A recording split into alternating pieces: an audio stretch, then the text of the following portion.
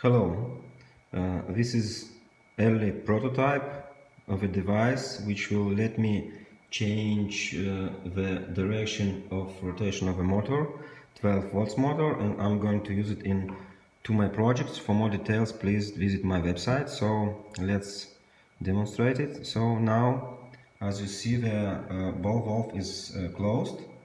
So let's give him a control signal. Oh, sorry. It's open.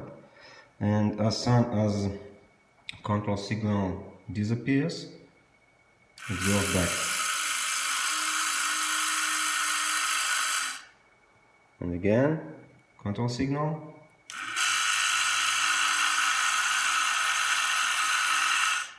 And go back. Thank you.